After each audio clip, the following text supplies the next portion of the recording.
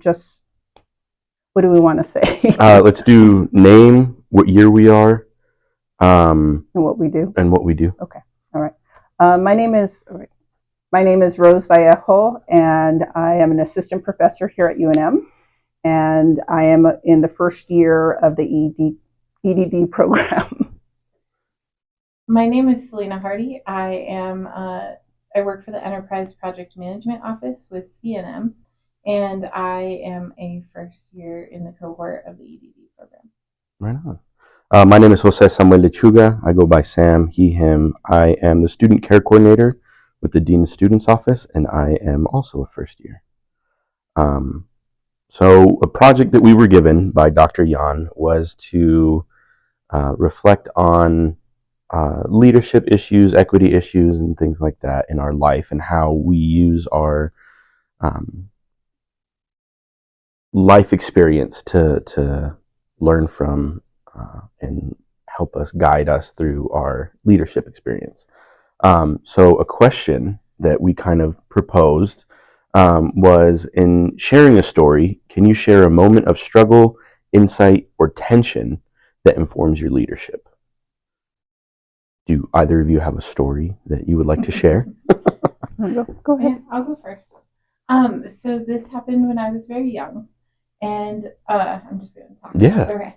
So this happened when I was really young, and I would say like kinder to 5th grade, I knew that something was a little bit different in how I learned. Mm-hmm. But it wasn't until like 3 years ago when I watched my oldest daughter learn how to read and how she sounded out the letters, and you could see her brain connecting it, that I connected that I didn't learn how to read like everybody else did. Mm.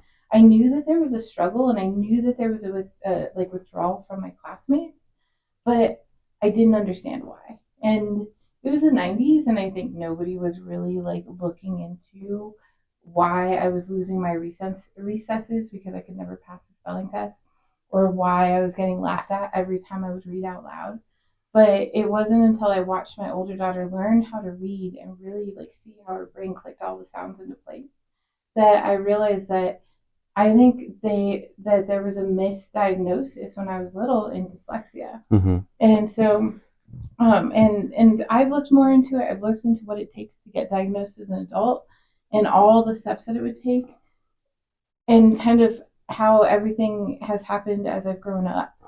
And so and that experience has really taught me that there's groups of people out there, maybe because their parents didn't want to rock the boat with the system, or because maybe they just didn't know. Our education system has so many intricacies that they just didn't know where to look. And so even when we talk about accessibility, there's always that caveat that you have something diagnosed, like it has to be diagnosed. And so it's been something that I've gone back and forth with about whether or not that's an avenue that I want to pursue.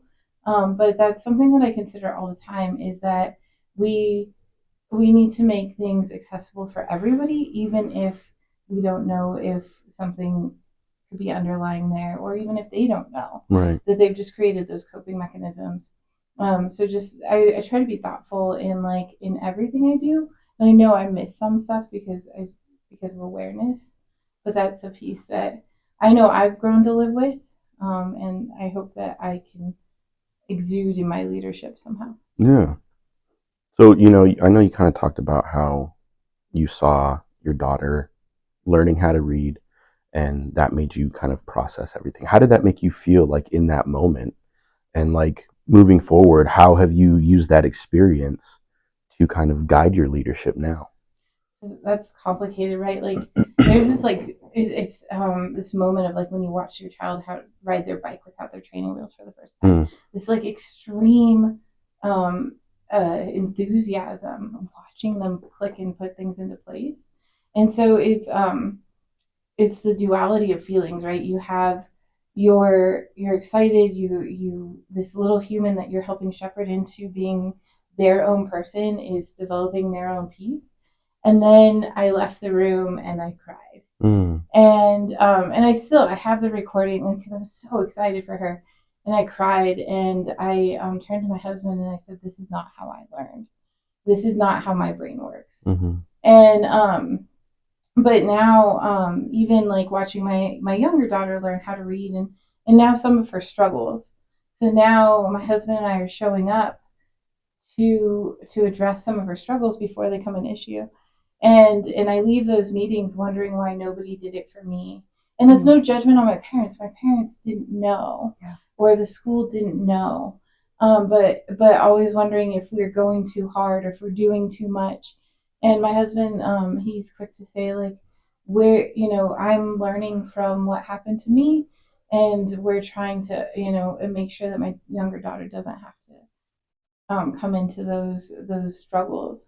I think how that shows up in my leadership is there are moments like in class reading our textbooks, at work reading, and even just like how people critique your work at work and they catch all your spelling errors. That I think is something that I'm super and I went into I have to chart. Part of my work is to facilitate to spell in front of people. So developing, like, it'll be just a scribble at the end of the word, or my I before my E would never be correct. And so I think giving people grace to be who they are, and not to judge them on the minute details of their work. Like, we can have high quality work and we can build a team together, and we can help support each other where there's gaps, but not to give each other grace to help make each other better, not to make somebody feel stupid for something that they may not control. Yeah, thank you for sharing your story. I appreciate that. I know it's not always easy to share those kinds of things, and especially your reflections. I really appreciate that. Thank you for asking. Yeah. Thank you, Dr. Yan.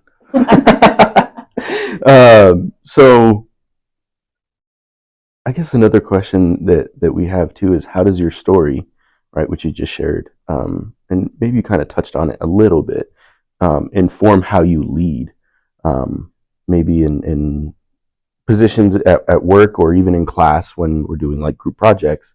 How does your story kind of impact how you lead? And I know you kind of talked about giving people grace. Is that something that you actively practice, or is that just kind of sitting in the back of your head? I think that's something that has just kind of grown up with me. The piece that, and I actually wrote about this in Dr. Yan's first paper of like that self-reflection, is impacting how I lead, is that self-confidence, right? You have a fundamental cornerstone in your developmental years of like being able to show up in your classroom as an active member. And my mom told me, I don't think she realized the connection.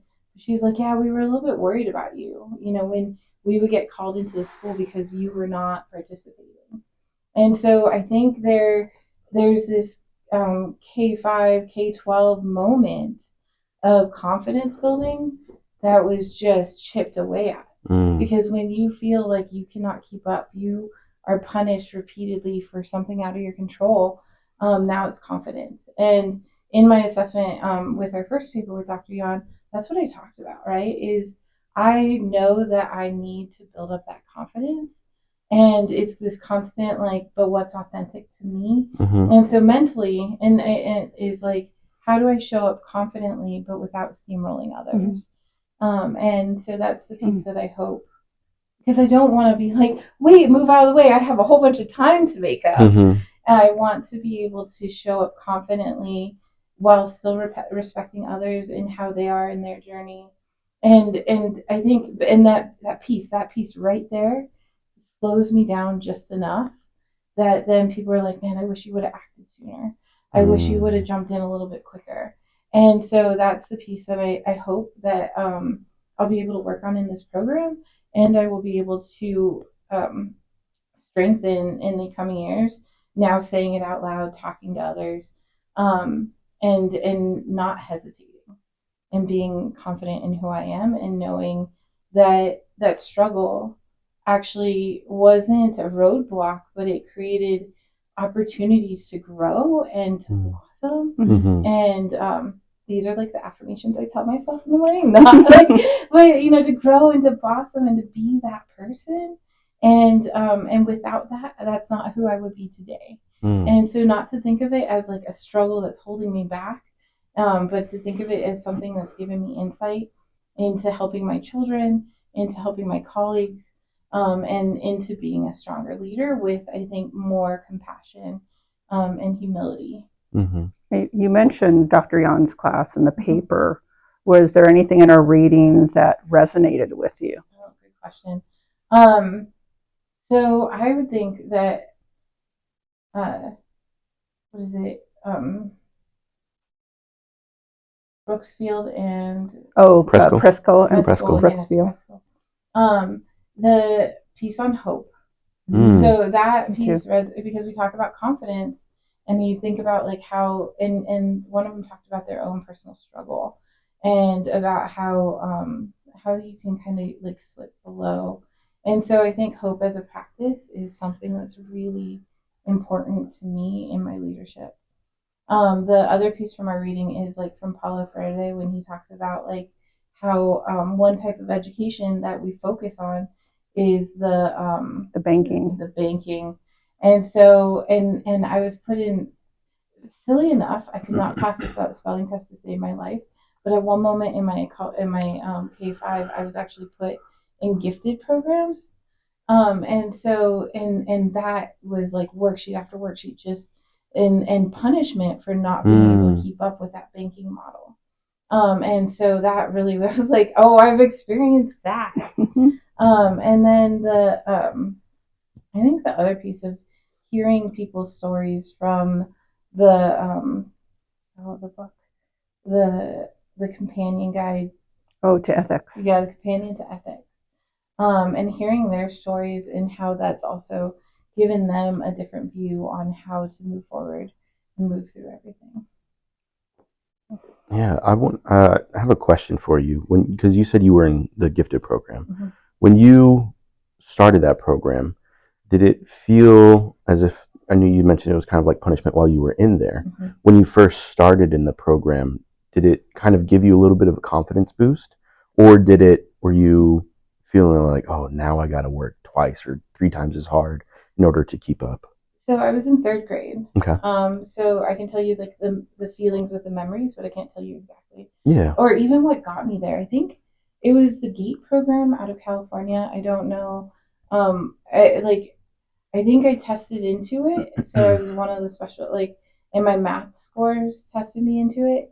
I don't remember feeling special. I don't ever remember them talking to us about like, you guys, you earned your spot. But I remember day after day losing recess, which now we know too in education how detrimental that is to kids.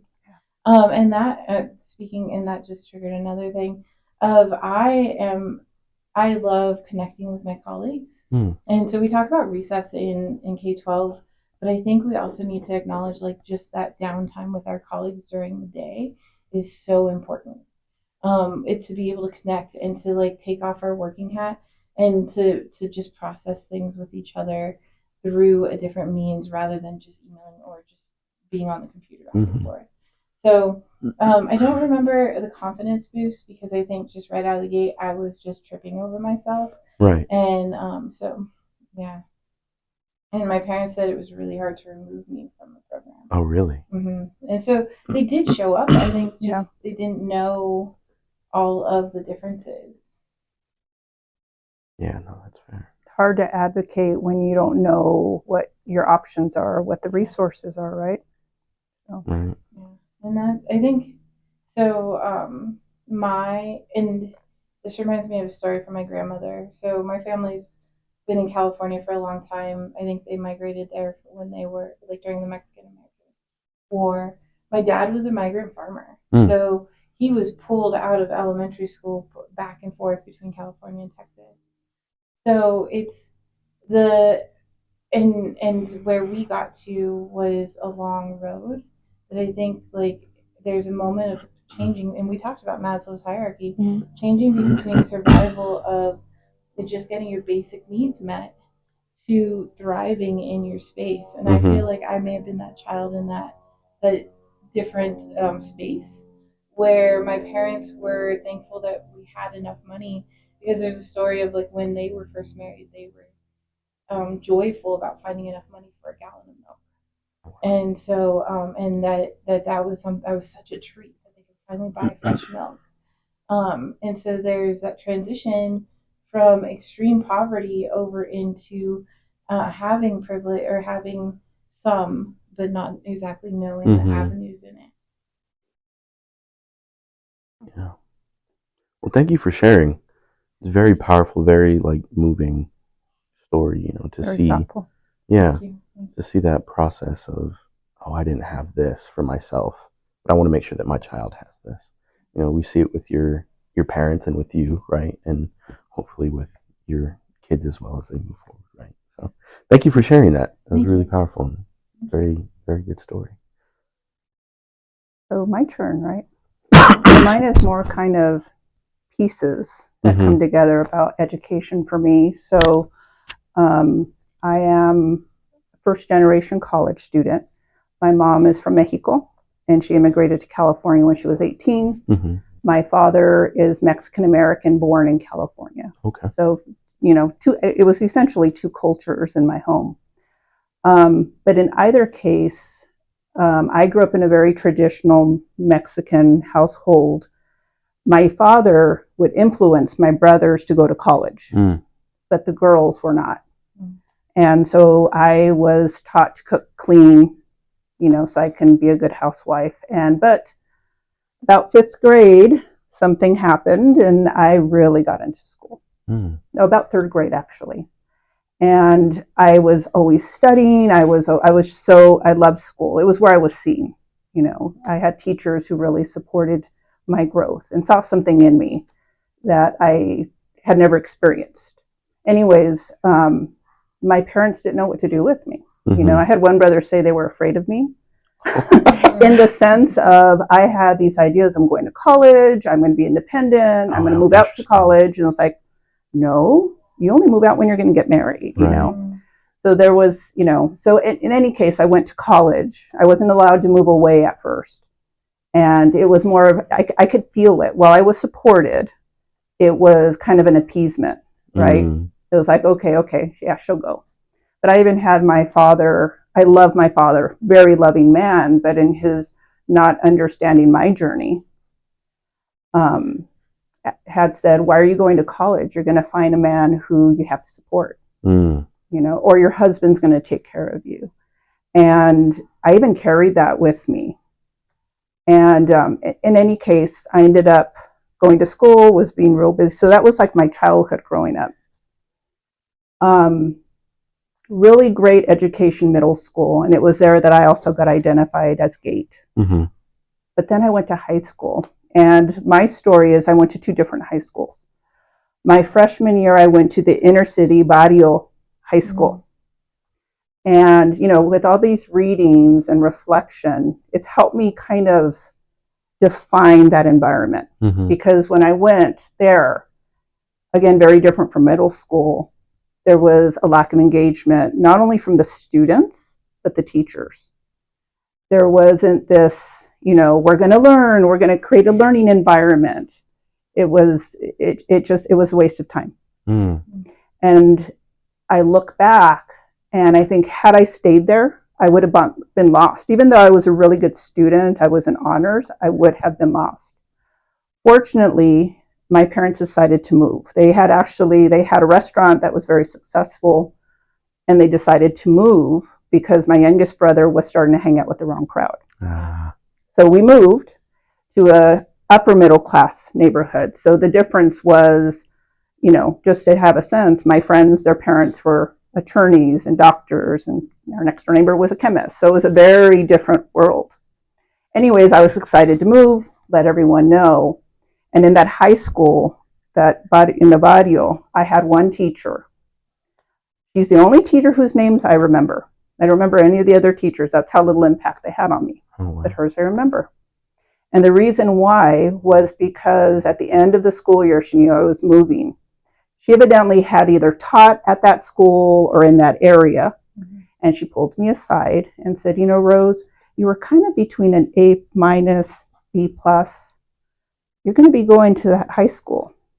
I decided to give you a B+ so you can get used to it. What that told me in that moment was I wasn't good enough. I wasn't going to make it. And, you know, she was there. I don't know why she was there. I'm wondering if she projected her difficulties there or not. I don't know what it was, but I know what the message was to me. Now, instead of being excited about going to a new school and moving, I was worried. So when I enrolled in that high school, I automatically enrolled and disenrolled from all my honors and AP classes. Oh, wow. And went into general education. My parents didn't know any better. They didn't say, no, Rose, you can do that, you know. And it was easy. My counselor, okay, they disenrolled me. I spent like 2 or 3 days in the general education classes. I was bored out of my skull. Went back to, got my dad, went back to the counselor's office and asked to be re-enrolled. And this time though, now it was, are you sure you want to do that? Oh, how interesting. Really? You know, are you sure? You know, it's going to be harder. You know, so it was really interesting in you know, reflection, how easy it was to be disenrolled in the honors, but how they were, you know, questioning my going in. You know, it's those little biases, right? So anyways, I enrolled, I did well, I did fine. It was harder, it was work, but I was able to do it. And fortunately, I did.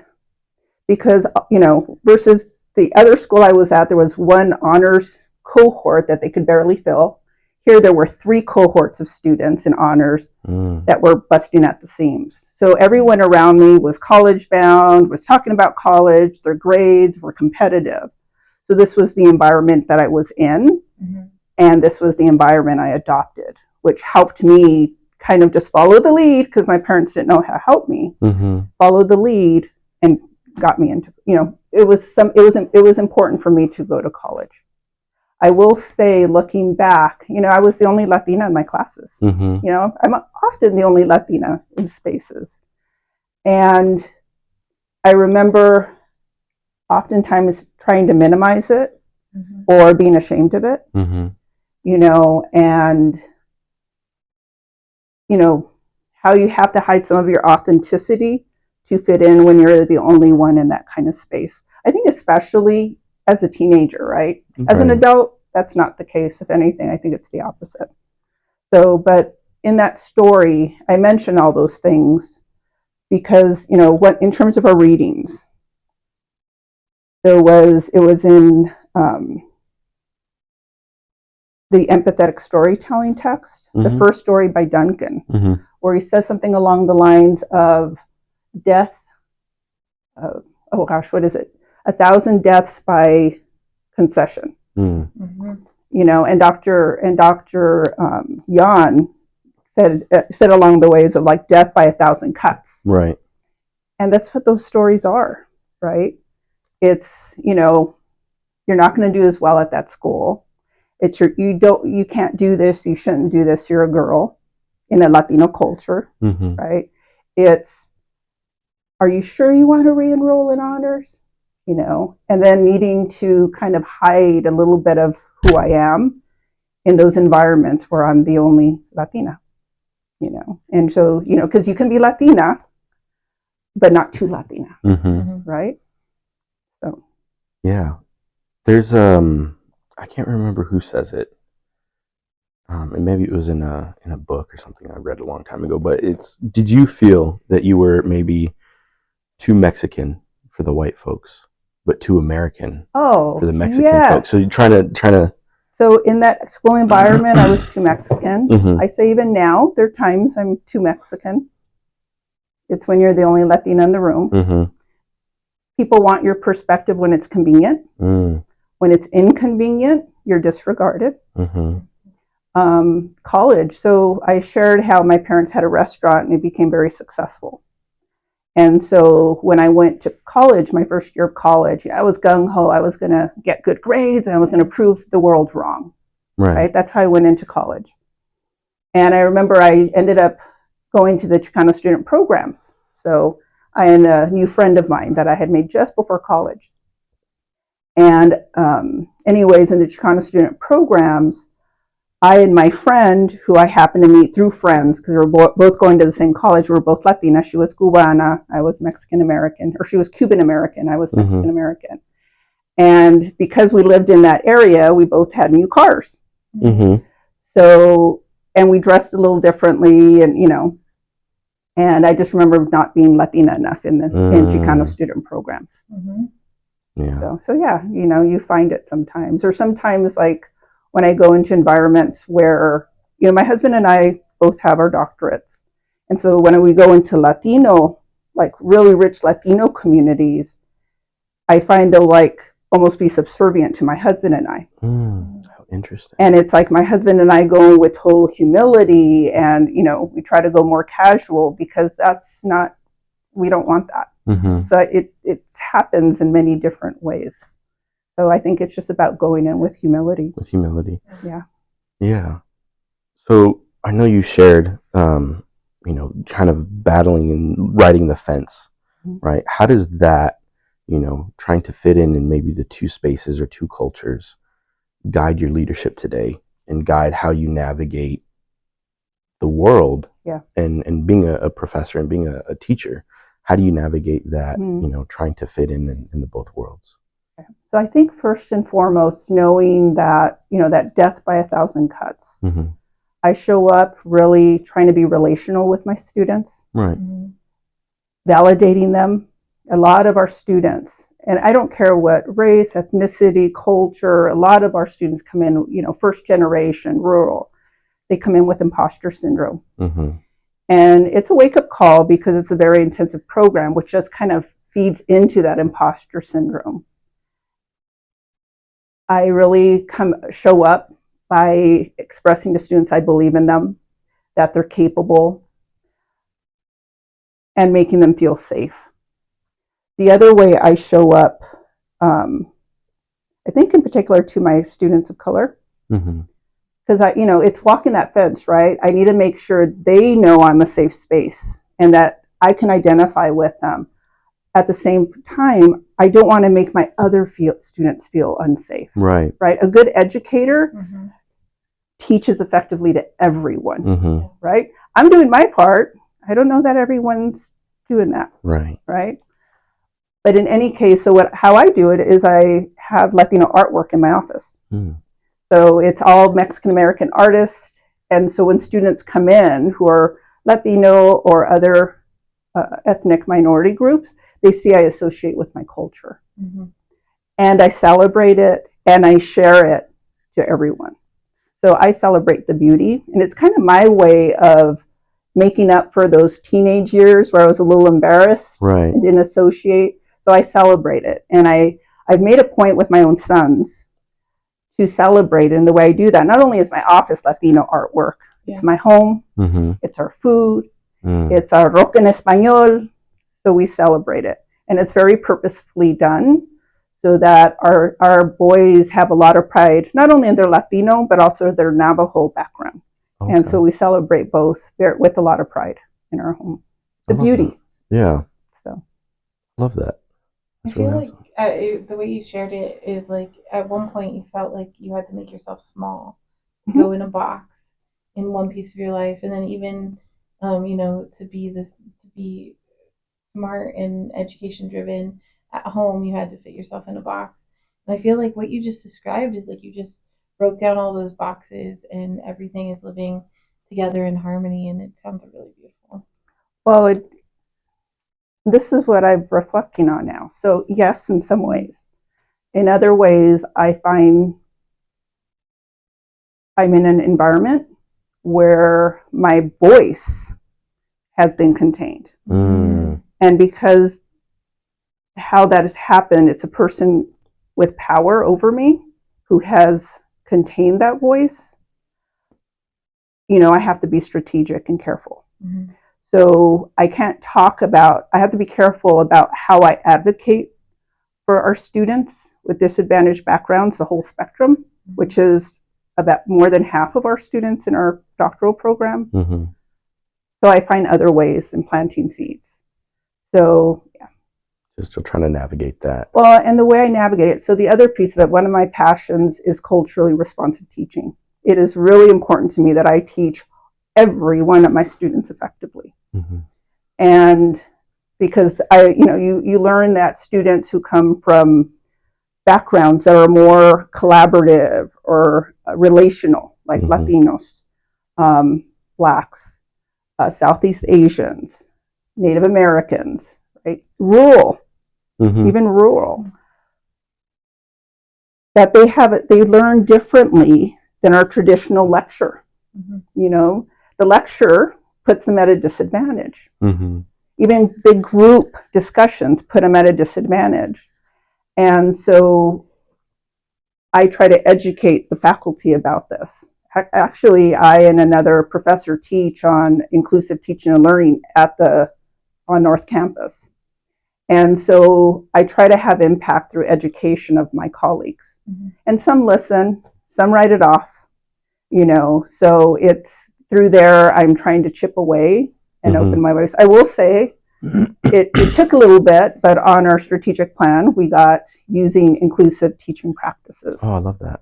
So, but it's an uphill battle to try to make sure everyone's got buy-in because people don't understand. Yeah. So that's how I show up.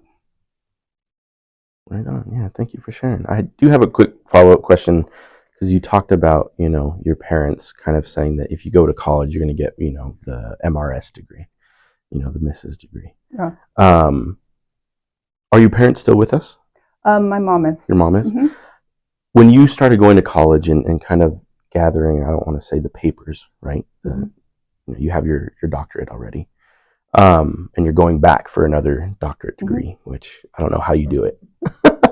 At what point, if at all, did their support of you shift in going from, I don't understand why you're going to college to, wow, like you did the thing, like you proved us wrong. Did that ever happen? Yeah, it was incremental. Okay. So for my mom, it was different for my mom and dad. Okay. So when I decided I was going to go to college, after my first year, I decided I was going to become a physical therapist. In any case, so I started volunteering. I went and volunteered at a clinic, and that director became a mentor to me. She was wonderful. So much so that anytime I was off from school, they gave me a job. Oh, that's right. Awesome. So here I was in job. Well, back then in physical therapy clinics, we wore white coats. The white coat. And so here I was a little tech, learning. I shouldn't say little tech because so needed, but because I was really young. I was like 19, 20 years old. And I was a tech, and my mom once walked in and saw me behind the reception area with the white coat. And then it was, mi hija va a ser doctora. My daughter's going to be a doctor. And then it was at that point that she had pride in that. And so she was going to support that because, in all fairness, for my mom, it was because I was an extension of her. That's how my mom functioned. My dad was different. But then the dialogue of my moving away to go to a PT program was allowed. For my dad supported me. I think he felt he had to because he had supported my brothers through college, right? But it wasn't until I graduated and I got my first job. This was back in 1995. My first job paid me $55,000, and back then, full benefits, full retirement, dental, everything. So when I got the job, I called my dad. I go, Dad, I got the job, and this is, I'm making this, and this. And he's all, oh, really good, Mija. That's good. I'm happy for you. It wasn't until a couple years later that he shared the story. And I heard him telling someone, yeah, when she told me about her job, I thought, God, this girl, she knew something I didn't. Oh, wow. She figured it out. Wow. And then I think the other part that helped them realize, so my sister followed their direction. She got married right out of high school and ended up divorced. Her husband was physically and emotionally abusing her. So right as I was finishing college, getting a good job, my sister got divorced. Oh, no. And so I saw my parents trying to encourage her to go to college so that she had no way to really take care of herself. So she was working in the restaurant. And so they ended up trying to encourage her, and saw that it wasn't about depending on a husband or not. It's about being able to care for oneself. Right. So did that answer your question? Absolutely did. Thank you for sharing that. It's very powerful. Oh. Yeah, I love that. Thank you. I don't know if we. Well, what about you, Sam? Share a struggle or insight or something that's impacted your leadership. Yeah. One thing I'll touch on is, and you might have already seen it. If I wink at you, it's not because I'm hitting on you, right? So I have Tourette's, and there's this funny video. That's a different story, but it's called "I Have Tourette's, but Tourette's Doesn't Have Me." So that was something that I watched that when I first got diagnosed back in 3rd grade, and Tourette's my entire life has kind of been a part of me. So you'll see me making funny faces. Sometimes I have a very mild case, thankfully. So I don't have the fun kind of Tourette's, like I like to call it, where I get to curse and curse people out and blame it on Tourette's. But one story, I have so many stories that come with Tourette's, but one story in particular that really stands out to me, and I tell because I just think it's funny, is back in college, I worked at this space where we would put on like shows for the college. So it was in like a theater setting, and I was running like the lights on top and working the curtain and all of that, and we were doing a talent show. And for that talent show, there was this lady, and she was singing very beautiful, very great songs. And show ends, whatever. I close the curtain, and she walks out, and I am having my facial tics. And she goes, "Oh, are you okay?" I was like, "Yeah, no, I'm good." She's like, "Well, what's wrong with your eye?" I was like, "Dust in it." I was like, "No, I have Tourette's, blah, blah." I was like, "Yeah, I've had it all my life. It doesn't bother me." All that. She goes, "Oh, how's your relationship with your father?" And I'm sitting there going, "I don't even know you. I don't know your name. I just met you, and you're asking about my relationship with my father." I was like, "It's good." She goes, "Oh, okay, good. Can my husband and I pray for you?" And growing, I was like, "You know what? Sure. Pray for me. I'm going to continue doing my work. Tomorrow's Sunday. Pray for me at church. Love that. Thank you. God bless." Mm-hmm. So she walks away and continue the talent show, and show ends, right? But because of that, like, it made me a little bit nervous, and so my tics started acting up a little bit. And so, I'm ticking, I'm doing my work and all of that, and then her and her husband walk back at the end of the show. "Hey, so we're here to pray for you." I said, "Son of a gun. You guys are going to pray for me right here, right now." "All right, cool." I was like, "Fine." It's like, I can get 5 minutes to do this. So I was like, all right. So we go in this little hallway. The hallways, you could put your arms across and touch the walls. It's very small, so we're really, really crammed together. And so I was like, I was raised Catholic. When you get ready to pray, you do the sign of the cross, and you get ready to pray. They say, "All right, we're going to hold hands." I said, "Oh, already this is different." So holding hands, and he says, "Dear Lord Jesus, we're praying here for," "What's your name?" "Sam." "Oh, we're here praying for Sam so that you can remove the demon of Tourette's that he has inside of him." I say, "Demon? Interesting. All right, whatever." I'm just sitting here, and as he's talking, I get a little bit nervous. And what happens when I get nervous? My tics start going. So I'm over there just kind of moving and doing my little tics and stuff. And they start praying, and he goes, "All right, thank you." And we stop holding hands, and like, "Okay, cool, thank you, we're done." And I go to shake his hand, and I shake his hand, and he grabs it, and he puts his hand on my chest. He starts speaking in tongues, and he's there. He's going, and again, what happens when I get nervous? My tics start going again. So he's there praying in tongues for me, and I'm sitting there shaking, and he's like, "Oh, the devil is coming out." And I had never had an experience like that before in my life. To this day, I've never had an experience like that. But that, I think, to me, was probably the most interesting experience I've ever had of how sympathy versus empathy can kind of make you think that you're helping someone when you're really just causing harm, right? And that's, I think, I use that story and reflect on it, on how I show up for students in my job. So, they thought that they were doing the right thing, right? Or felt that they were, right? Depends on who you ask. To me, it was not, because I very much was like, you know what? I don't need you to pray for me. I'm okay with who I am, how I show up. If I, have little facial tics, that's fine. But in that moment, I realized that there's a difference between sympathy and empathy, right? You can empathize with someone and be like, oh man, that kind of sucks, but it seems like he's fine. I don't need to do anything. How can I help you? Do you need help? Right?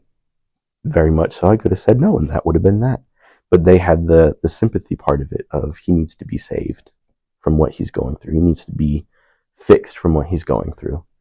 And I think I try to reflect on that in working with the students that I work with now, because there's so many times that students show up and they're dealing with probably some of the worst situations that they've ever had in their life. Maybe they just, broke up with their boyfriend for the first time, or, their partner was emotionally, physically abusive, and they're coming to me and this is the worst thing that they've ever done, but for me, it's another Tuesday. So trying to show up for them and say, okay, are you wanting to talk about it? Are you wanting to try and figure something out? Or do you just need, like a shoulder to cry on? So trying to navigate that, and instead of, okay, well, let me fix this for you. Let me give you all of these resources that you need. Let me make sure that you're okay. It's got to take a step back and listen, right? All right, well, what do you need? How can I help? Do you want help, right? And I think in looking back, as the learning as a way of leading, it's the Preskill, Brookfield, right? He has a chapter where he talks about analyzing experience, right? And taking a moment to step back and learn from experiences that maybe we've had, that other people have had, and how to show up in those moments. So I think that's, for me, that's something that I always try to do, is look at the moments that I've had, right? Whether it be because of the disability I have, because of my race or ethnicity, and show up in different ways for the students, and trying to be culturally sensitive, as you kind of shared as well, right? Culturally responsive as well, to support these students and not try to be the savior, right? Especially for our students who are very minoritized, but try to be, the hand up to help them instead of hand out, right? So I want to ask a follow-up question, because you talked about this experience with such grace and even humor, right?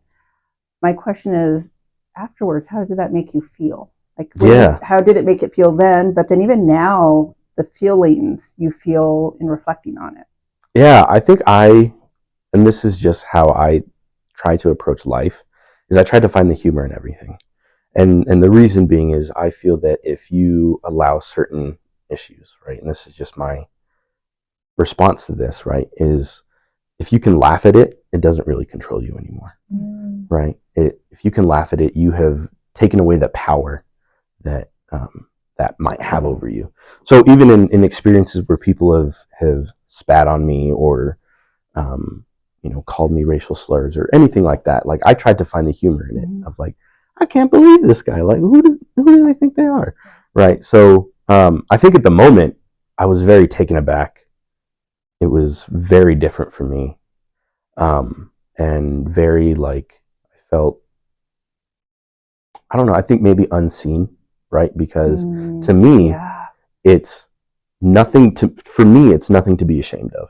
It's just a part of who I am, right? And I've lived my life like that. It's a part of who I am, right? Just kind of, I don't want to equate, a disability to race or anything like that, right? But kind of how you talked about, of it's a part of who I am, and I'm going to show up and show out. I don't care if it upsets people or not. Like, if you don't like it, then that's on you. But that takes time. Yeah, it does. Because of those wounds. The wounds of not being seen, or someone thinking they see something else. Right? Yes.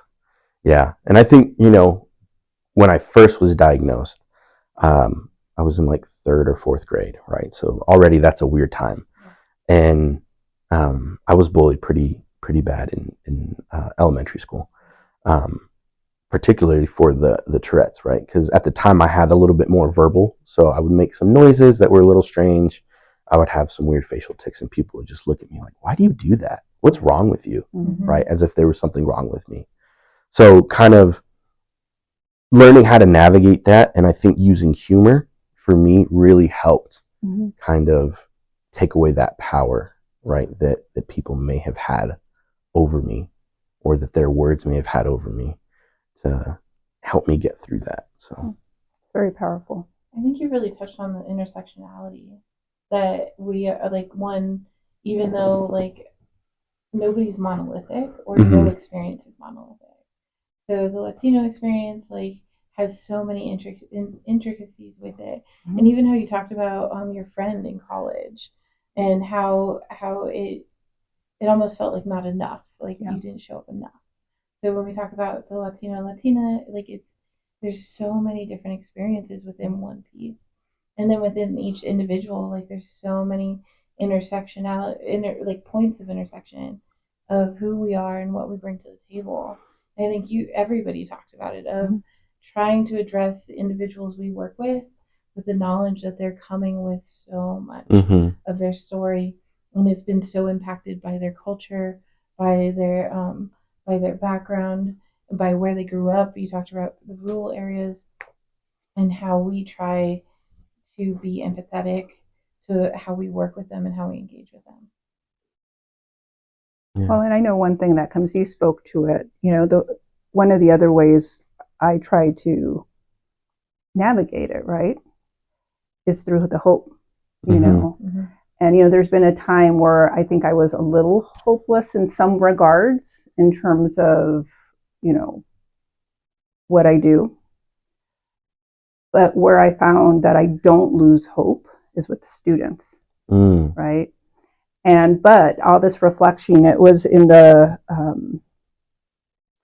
reflecting through the hope chapter in Preskill and Brookfield. Yeah.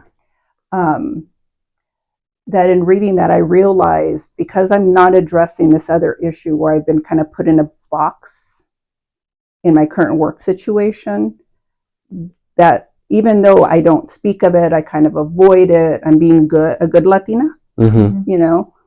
The students will pick up on it. Yeah. Not only that, I'm not fully free. Mm-hmm. And I need to be fully free to fully manifest the hope, mm-hmm. right? So that way I, as an educator, don't have any limitations when I work with my students. There was one quote, I'm going to read it. For me, that was really important. It was Herb Cole said, "Hope is the refusal to accept limits on what your students can learn or what you as a teacher do to facilitate learning." That's really resonates to me, because before the thing that people would say was that, minoritized students, they just can't cut it. Mm-hmm. They're not smart enough. They can't do it. Well, now what's being said is they haven't been prepared enough. That's still, I'm realizing that is still code. Mm-hmm. All the onus is on what happened before, the education that was perhaps subpar. No onus now, right? And so for me, that sentence really resonated, because I see that there isn't this humility and self-reflection amongst some of the educators to really go, there's full capabilities here. There's endless hope. What are we going to do to manifest it with our students, right? What are we going to do as a whole collective? And that's where I get frustrated, and I need to find hope. I do it in my class. And I also need to do it at another level. Yeah. So, remind me of the chapter in Preskill and Brookfield about the learning as a way of leadership. I hear that so much in your story, where you have taken on your leadership role as a learner, and as a learner of kind of gaining those different insights and then informing of how you move forward. As you say that, the only thing that comes to mind is because of the people. People matter. Yeah. People matter, and I trust people have good intentions. Yeah. And I think, the crux of it in our readings is, if we trust the intent of people, that's foundationally how everything changes. Yeah. But people don't trust. Yeah. They judge. It's easier to judge than to ask questions. Yeah. I think the hard part is like in the group dynamics book by Forsyth is he addresses though that there are people who use their power for evil almost, who use their narcissism and to elevate themselves. And I think like as a leader, it's that recognition of how to move forward and how to hold on to that hope and how to continue to lead while also knowing that there's this other side out there. And so I think, that's something to reflect on. Like it's just all these pieces are coming together. Even like Paulo Freire's book. I mean, it's oppressor, oppressed, right? And it's this common dynamic, and, if you're an oppressor, you can't be part of the solution. Right. It's the oppressed who have to come up and change that. Right. And there has to be knowledge too of what's out there. So I wonder, like in thinking about like your story about how you were able to go to school, like who in your life opened you up to being a PT or you want to share that story of the dissection. And so I think, or just the medical field that kind of nudged you this way. And so Paulo Freire talks about like that acknowledgement about what else is out there. And that ability to kind of, the oppressed has to see it, to kind of go into it. I think that's what he was talking about. And so, and I think that's why we talk about why representation matters.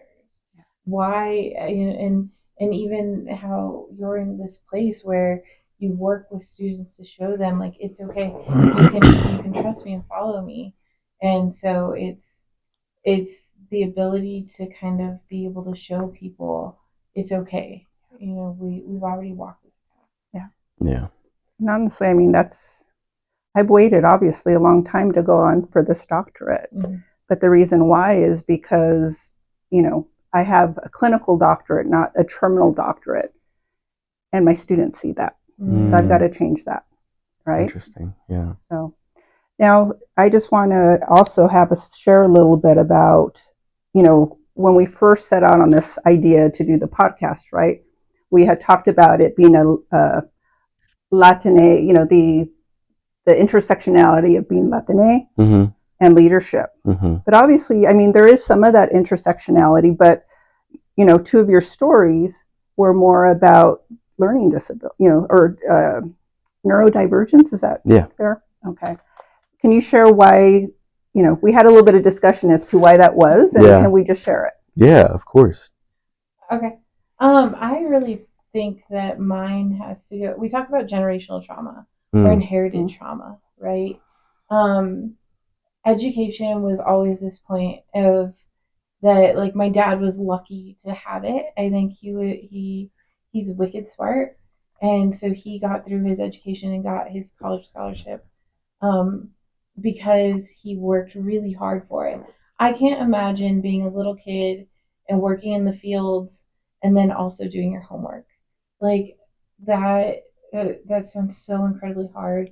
And not only doing your homework, but doing it so well that a college came and offered him a scholarship. And he said it was like a blind date. Like he'd never been to the campus before his first day of college. Oh, wow. And my grandparents had told him over and over again that it was a trick, that they were just, the white men were just going to laugh at him. And they didn't have money. We talk about like in paying for college, there's always like what your parents will pay. His parents didn't have money to pay. Like they barely were able to put food on the table. So how are they going to pay their portion? So I feel like my dad's experience, even though it wasn't my experience, it was definitely something that was taught to me, something that I was able to honor, like in how my grandfather was able to, and my grandmother were able to pull their family out of a certain level, and how my dad was able to move us forward. And so I feel like that was such a cultural experience as well, that and my grandmother on my maternal side, going to school and like she in World War II times and literally getting beaten for speaking Spanish. And so there's all these pieces of generations before me that have impacted how I've come to be. or why I don't speak Spanish, is because it was literally beaten out of my family by the American school system. And so I think that probably even comes into play of how my parents may have interacted with the schools, or how my parents were like, oh, but you can't be different, because if you're different, you won't finish. And maybe that's also the time period too. Whereas now I know when we're looking at schools, it's like it's so much different than it was. It's so much different than you remember it to be, because we're embracing the child. And whereas before it was like, oh, you just sit over there because you're different. And so I think it has a lot to do with the time, with maybe with how schools were. There's this mistrust, right? Like it's mentioned my grandmother getting beaten for speaking Spanish, and so how is there this trust in the system? And so I think that's kind of where it crosses over for me. I hope I answered the question. Yeah, I just want to touch on something that you said briefly was, if you're different, you kind of sit over there, right? That reminds me, when I first was diagnosed, I was put on like an IEP for the disability, right? Because and one of those things is that's when standardized testing first started, right, in like the mid 2000s. And in the IEP, I was told that I needed to sit separate from others, which that's fine, right? I didn't want to, interfere with other people's test taking and things like that. But what ended up happening was I was put in a corner, like physically put in a corner where I was facing the wall, and all of my classmates were behind me, and I couldn't look left or right without looking at a wall. And I think that like othering, right, really makes you kind of reflect on how are we doing this to our students today, intentionally or unintentionally, right? So, but kind of going back to, so thank you for reminding me of that, but kind of going back to what you were asking, Rose, is I think for me too, right, is because we have these experiences, right, but we're still Latine. Being Latine, right, is just not who we are. It's just a part of who we are. And we have these. It's not the whole thing. It's not the whole thing, right? But we do have these other lived experiences outside of that. And so to try and show that in education and outside of that, we are different, right? We have our own lived experiences that guide how we want to show up for other people, how we want to show up for our students, is not just a race thing or a cultural thing. It's that and, right? It's a yes and.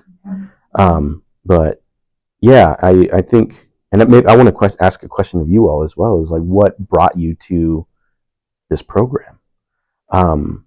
I know you kind of touched on, your family generation, and I think for me, what you talked about is your dad working in the fields, and that really reminds me of my dad, right? I always say that my dad gave me my first PhD, right? It's a post-hole digger, and we joke about that, right? That my dad has a PhD he's a post-hole digger, but he's got like a 6th, 7th grade education. So my dad is from Mexico as well, and he came to the United States when he was 19.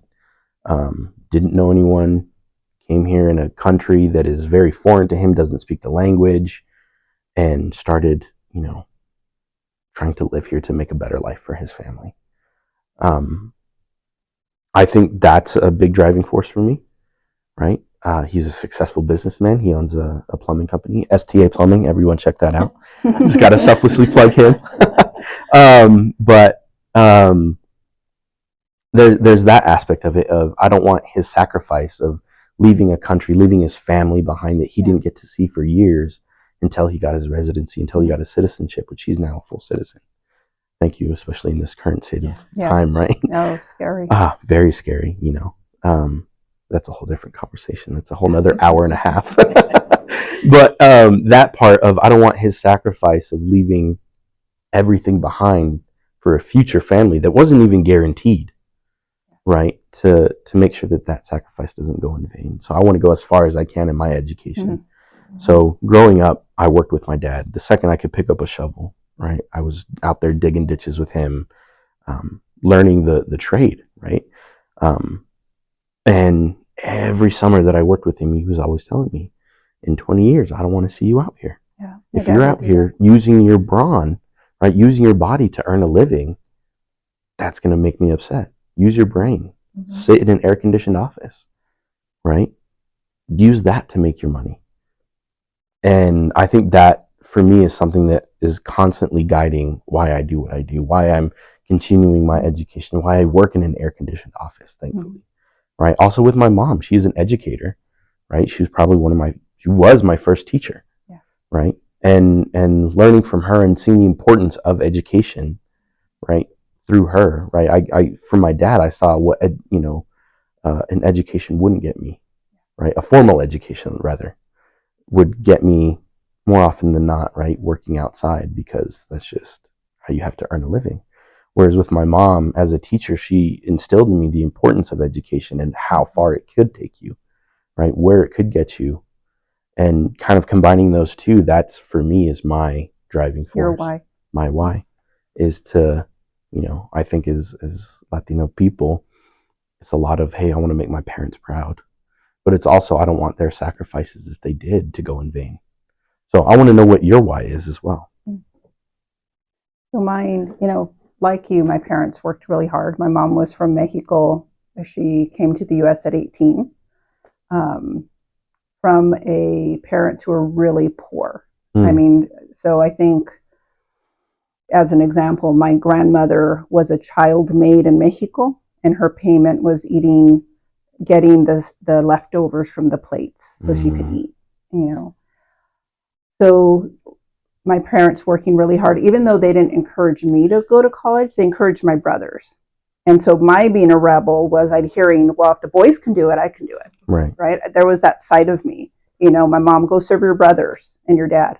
I'm not serving my brothers and my dad. They can get up and, so that's where my parents were afraid of me. Right. I questioned this male-female dichotomy, right? Yeah. But hearing my parents talk about, my dad telling my brothers, no, you're going to college so you don't have to work as hard as I do. So you don't have to struggle as much as we have had to struggle. That's part of it. In terms of doing well for, in general, and originally going to college. Now, I think I touched on it, is so, in higher education, there's a hierarchy. At least in our department, there's your DPT, which is a clinical doctorate. And then you have your terminal doctorate, which would be a PhD, EDD. And in higher ed, on North Campus, they're seen differently. And of course, the hierarchy being on top is the PhD, EDD. And so as the only Latina on faculty, I'm one with just the DPT. And so for me, it's what message is that sending my students? Interesting. And so I'm doing it for my students. Not only my students, I do outreach for our program. And, I'm really careful in terms of DEI. Like committee, automatically you want to join the DEI committee. And I'm really selective about that. One, I found sometimes some committees are very action-based, which is what I gravitate to. Some are just spinning in circles, right?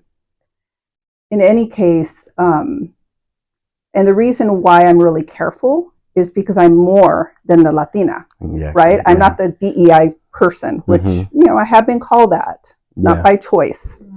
Someone identified me that way, that's another story. But in any case, I'm more than a Latina, right? So but in any case, I chose and lean into doing outreach. So when I do presentations, fully active, engaging with elementary school students and middle school students and high school students and undergrads, they see a Latina in front of them, right? So it's for those little kids, that I do it, because I did not have that. I cannot tell you growing up that I ever knew of a Latina who was in higher ed or, so that's my why. I love that. When I started this journey, so I always used to doodle. So during my undergrad 20 years ago, and during my master's, I would doodle PhD or Dr. Selena. So it was something that I always dreamed of. That's cool. But it's not something that was ever achievable. And it always had to have these certain markers of how I would do it. You talk about your family and doing it for them. And I think of my grandfather's, one, he was an immigrant to these states, and And I remember him crying when 9/11 happened for his love of the country, because it impacted him so much. Even though it wasn't his home country, he could feel the shift. And like I mentioned, my other grandfather, who was just putting it all out on the field to help his family survive. And I think of them, and I think of my dad, and I think like I'm standing on the shoulder of giants. And to honor them, I have to send the next generation forward. Like there is no trust. The trust that my family has given me has been poured into my brain. And so I joke with my sister, we have to protect our moneymaker. Wear your helmet. Like, no, like, and because that is what our family has been able to that generational wealth has been building into like what they've been able to help us learn. And my husband has always known that like this has been a dream of mine. And then all of a sudden, all the pieces clicked into place. And I told him I would be doing a disservice if I didn't do it. And he's like, yeah, it's something you've always, like, he's my number one cheerleader. I love that. It's always something you've dreamed of. And so we talked about, because we have 2 young children. Our girls are 6 and 8. Like, and so it's a hard time. Yeah, Sacrifice. There's a lot going on. And so how the family life would shift, and how we would make space for this. And then I feel like I'm a teenager again, because I have to ask my parents if I can go out, or if I have to stay at their house to do my homework before I can go do anything. And so last Sunday, I needed to remove myself from the day-to-day activity and go do my homework. And then my dad was like, when you're ready, I would love to read your work. And so this pride that I see that he carries with him is really special. And then when I originally started, I was like, so I could show my girls that there is no ceiling, that they can do, and that they can do anything. But after the first week, I was like, you know what? Like, I say this is for all these people, but it's also for me. Like, it feels so good. It does. To be here and to be with people who blow me away, and to know that, like, we were picked to do this. So, and that's an honor, I think, in it. So beautifully stated. Yeah. Agree. Right on. Well, I know we're about at the hour. Is there any other thoughts or anything else that you all want to share? I think just one thing I want to share is all the readings we've had have really allowed for like reflection, allowed for to put things in context, to think back, right? To analyze, critical reflection, and it's really a gift. So I think it's, the empathetic storytelling, the learning as a way of leading have really kind of given a new perspective. I think like one example for me was I described that high school, right, in the inner city in the Vallejo. And now I have a way to, describe it. It was hopeless, and or before I knew something was off, it's just there was no hope, which is really sad space, right? You're in there with students, high school students, which should be the future, right? But I mean, just things like that, now really inform me in the kind of spaces I want to create. Right, the kind of spaces I want to be in but coexist in. So I really appreciate all the readings and the space to reflect and to learn about and with all of our cohorts. Yeah. For me, the one piece that kind of came up was when we read about the democratic leadership piece, and they even talked about this as like the hardest form of leadership. And it reminded me of like how I learned to facilitate. And to facilitate groups and to be able to give people voice. And I think in this conversation alone, I've realized that everybody has a voice, and it's so important to create avenues. And even if it's silly, like, drawing on a table while you're facilitating, and I call it silly, but it's just thinking outside the box and how you ask for people to share their voice. and how that can create that democratic leadership learning moment. And so that's one thing that really bubbled up for me for this conversation is how including everyone is so important for our leadership. Yeah, I agree. I think kind of reflecting on something that you said about hope, I think for me is very hard to practice. And it's just due to the work that I do. I see so many students at the worst of their worst. Unfortunately, I don't get to see them as they're learning and blossoming and becoming, and learning who they are in this world, right? I think at times I get to see that, but it's very far and few between. So learning from you all, right, how to instill that hope in myself and in my work. I'm hope to, right? No pun intended. No pun intended. I hope to be able to bring that to our students so that they can see that there is hope for themselves as well. And, praying that, if you make a difference just to one person, that can change the world. So. Well, I think it's important to recognize, I think back to high school, it was never stated, but you could feel it. Right. Right. And so, if I can feel it back then as a high schooler, well, if I don't show up with hope, in the class, they're going to feel it. And don't get me wrong, we have students who struggle with health issues or, housing insecurity and things like that. But again, it's about leaning in. If someone's struggling, are you doing okay? How's everything going? Come into my office. Right. And at the same time, being that person that they feel safe to go to. Exactly. So. Yeah. But right on. Well, thank you all. I appreciate it. Thank you for sharing your stories. They're very moving and powerful. And I look forward to learning from each of you as we go through this process. And in 3 or 4 years, I think it's 4, I can't remember, we'll all be calling each other doctor. Right on. Thank you.